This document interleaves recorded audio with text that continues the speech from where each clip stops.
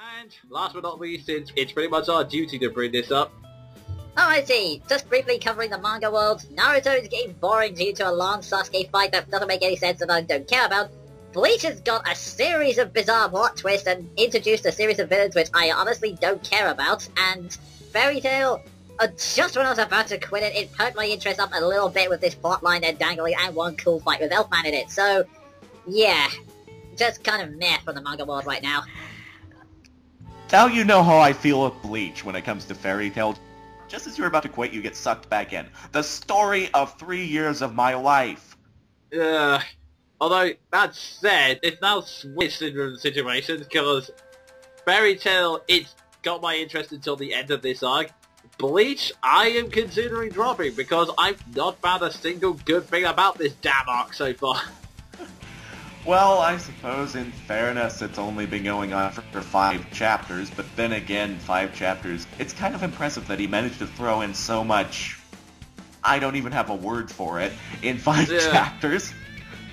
Oh jeez, I mean, it's kind of ridiculous that he's just throwing every single other hollow character he can think of, and there's now these villains who are German-inspired, and I'm also tempted to say Third Reich inspired as well. That's blatant. You do not even know how blatant. Ergo, the latest member of this organization looks exactly, and I mean exactly, like Heinrich Himmler. Hitler's second in command. I'm just thinking how desperate he is. Kuma's bringing back every single past character he can think of, and Spirit Nazis? No, Quincy Nazis? Really? I suppose it does have one thing going for it on my end, and this is what kind of got me into Call of Duty, and that is anything with the wanton slaughter of Nazis in it is at least somewhat decent in my opinion, but you have to make some sense of it. Yeah, that's the thing. I mean, one last quick tangent I want to get out of the way. What's really irritating about this is that finally, I thought most of these Arrancar had died already, you know. Actually, that's the thing. I do not know why he could not have explained this whenever it was relevant, but as it turns out, 3 years after the fact, Kubo decided to release another character book wherein he retroactively retconned most of them dying. Oh. Yeah, then I can't see why he wouldn't do this when it was, you know, relevant. But there you go. It's all there in the manual. Yeah, I had heard there was a book made to it, and I thought it was at least a novel that explained how they survived, but no, if it's just a character book and a retcon, that just makes it even worse. Yeah, it's like 8-page mini manga chapter. It's not even up to regular chapter standards. Oh god, that completely defused the round I was gonna go into. Let me guess, I made it worse? Pretty much, yeah. I was going to say about how you could have at least referenced the source material as to why the body, how they were alive, and why I should care about these characters. Now I'm just thinking, really? You retconned all of this without any explanation? Really? And whenever it was not relevant at all. Like the fact that at the same time he did the exact same thing to Ulquiorra's backstory. He releases a backstory for him 2 years after he's died, 2 years after he's lost all relevance, and I'm like, you couldn't have explained this then? You did it with every single other Arrancar. You couldn't have moved past your laziness for 1 minute to explain how he existed? Oh jeez, let's just move on because this is getting way too depressing. Yeah. Final segment!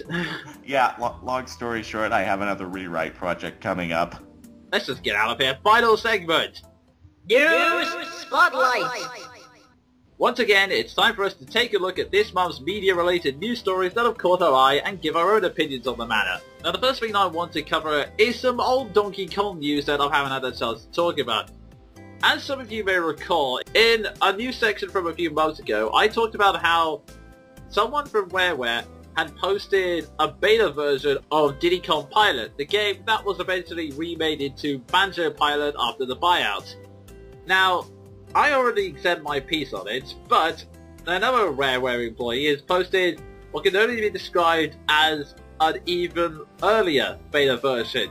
This is a really, really early version of the game that contains a lot of concepts that were thrown out even at that very early stage. This normally wouldn't be of any interest, however, there are two unique elements that weren't seen in any of the other builds of the game, which make it, at least to me, a very interesting thing to talk about. First off, the game shows off the character select screen, and you can see there's the obvious, like there's Diddy Kong, there's Donkey Kong, there's Dixie Kong. Cranky was also playable in this game, which is kind of interesting that Rare were planning to make him playable at one point, but it turns out we'd have to wait until Battle Blast for that.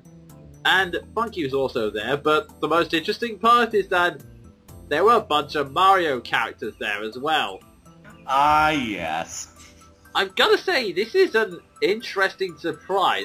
I mean, I don't know whether Nintendo thought it was okay at some point and then changed their minds, or whether Rareware suddenly decided they didn't want the characters, but it's pretty interesting for Mario to play second fiddle to someone else in the game.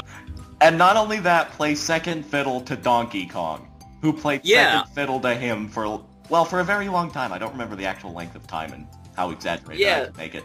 It's been a while. I mean, it says that they're from Space World 2000, and considering that the original Donkey Kong was released back in the 1980s, it would probably be somewhere between 15-20 years, so... That's impressive! Yeah, this would be the first time that Mario played second fiddle to Donkey Kong in that entire time span, and... It was kind of odd anyway that Donkey Kong was taking a backseat to Diddy and was still playable. I thought that was a bit odd even in the much later versions of the beta, but it is kind of odd to see all the Mario characters in there like this. It's not like all the Mario characters were just on one separate line and on locker board, or the two that were competing against each other. This whole entire setup actually had them working together in some kind of strange fashion, so one has to wonder, would the Mario and Donkey Kong series have a different relationship afterwards? Yeah. If this game come out? Yeah, that's... I was actually thinking the exact same thing. That's an interesting question. I mean, obviously we'll never know now, and it's also very likely that much would have changed, because like I said, Rare eventually scrapped the idea early on, but it's kind of interesting to think that at one point, Donkey Kong, or at the very least Diddy Kong in this case, because it is his game, technically, would have taken the lead over Mario in that. Also, everyone gets, like, their own different types of airplanes, obviously. Funky rides on a surfboard, Toad gets a magic carpet, and, quite possibly my favourite, Dixie gets a stealth plane. We say this again, she is badass. Oh, a million times yes. That was bizarre in itself, but the main element, and the one that really got me interested, is that apparently, at the very least in this very early beta version, Diddy Kong Pilot had a story. Really? Yeah. I mean, it kind of makes sense since Diddy Kong Racing also had a story, even if it was a very basic one. And to be honest, this story looks kind of basic as well, but okay, we only see like a small section of it in this beta video, and the guy basically like skips through the cutscenes incredibly fast. They have to actually pause it to see what the dialogue is. But from the gist of it, it looks like all the characters would have had their own individual like story modes or motivations. We don't know quite how this would have worked, whether it would have been like Sonic Adventure, where the stories would have intertwined just from a different viewpoint, or whether it would be more like a standard fighting game where everything continues as normal. All that changes is that one character wins and has like a different set of quotes. But we get to see Karule's story, and okay, the basic gist of the startup is that whilst just flying around in an airplane thinking of ways to harm Donkey Kong, he comes across a temple, and he basically goes into the temple and finds the tablet, and I'm just going to do some dramatic reading now. He brought the torchlight in closer and saw a beautiful painted frieze. The Kremlin King cast his eyes across the symbols. As he tried to make sense of them, an idea entered his head, and he said it out loud. It looks like a map to El Dorado! What? Thank you, Sven the Crusader, for mirroring my reaction. Just... what? Yeah! The main goal of Diddy Kong Pilot at the very early stages was to find El Dorado. What? We can keep doing this all day. Karul was trying to find El Dorado. Just... what? I didn't even know El Dorado existed in Donkey Kongverse. Neither did I, but apparently it does. And it doesn't even have any kind of pun like Condorado or anything on it. It literally just says, to El Dorado. Well, I suppose this is a beta, but still, what? And basically, Karul starts basically searching high and low for it, and then he just randomly finds the temple with his map, and he enters inside it, and he discovers that there is in fact a lost civilization of... It's kind of hard to tell because it's really bad quality, but they look like gophers wearing tribal outfits. What the... what the f*** am I listening to? Oh, jeez.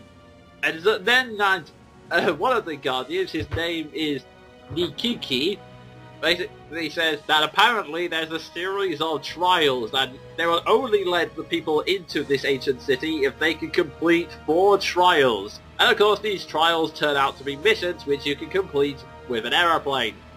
So, what can only be described as Donkey Kong Universe's answer to ancient Mayans somehow have known of airplanes for the entire existence of their civilization.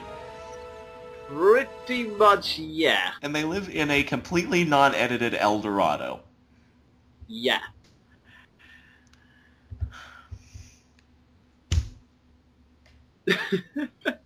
I am dead. Okay. Pardon me 1 second, I'm just looking for something.